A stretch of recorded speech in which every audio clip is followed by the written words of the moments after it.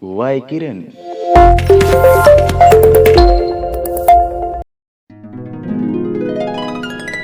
My dear students, welcome to Y-KIRAN. Today, Minu brings for you a new chapter named Kindness.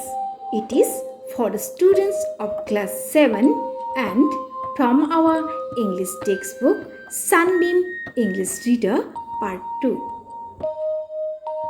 Learning objectives: to develop oral practices of the learners through Assamese translations of the chapter.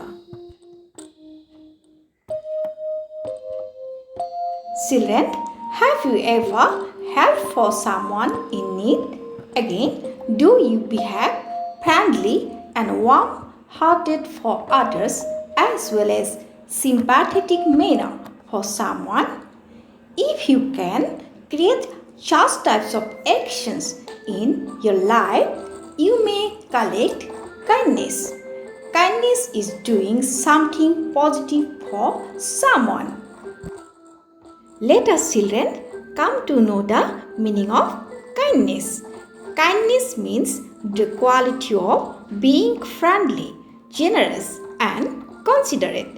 That is, being caring or warm in spirit. Now, children, let's start the story to know about kindness. I will read down the story. All of you follow it. Every year, when the rainy season comes to an end and winter is about to begin, Kashmiri wanderers arrive at the city. They travel around the city to sell their handcrafted shawls, purses, blankets, and even carpets. It's a hard life for these wanderers.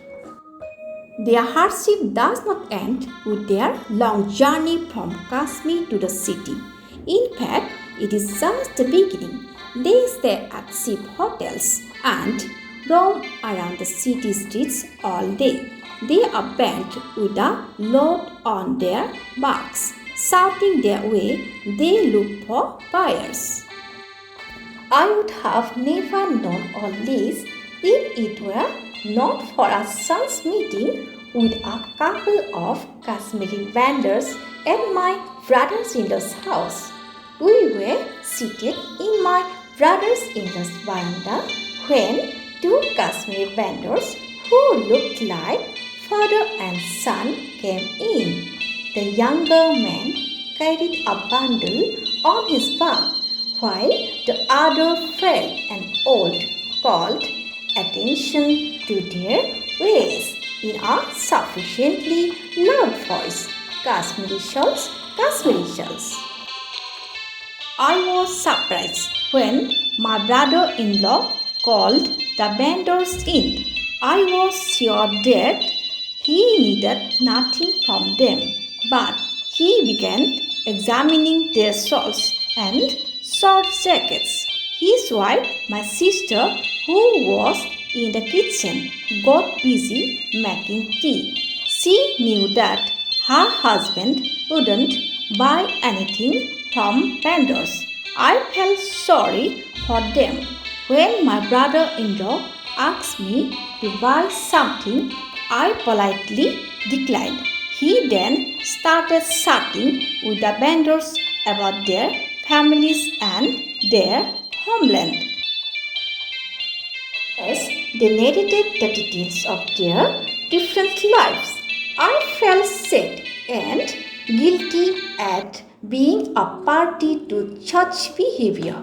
But my brother-in-law suddenly called out to his wife and asked her to serve the visitors something to eat since they would be hungry. She quickly brought some food into the veranda. The vendors hesitated initially but agreed to eat when my brother-in-law insisted. After a hearty meal, they left, promising to bring better things next year. It was then that my brother-in-law spoke to me. I am well. aware of the hardships faced by these Kashmiri vendors. He said, as I looked at him, still confused. They eat in the morning and spend the rest of the day roaming around the city on foot, hungry and thirsty.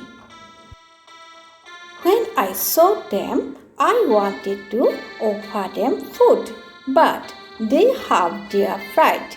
They would never accept anything unless I pretended I was interested in their ways. So I had to make the offer of the food look unplanned. Children, this is the end of the story. In the end, we come to know that we cannot create kindness according to the category of persons. We can create it through our positive feelings to someone as well as positive actions to someone. Therefore, children, you to be kind to everyone. If we kind to each other in our society, then we can live in a peaceful environment.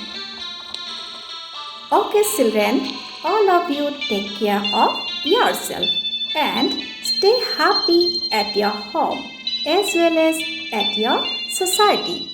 Thank you.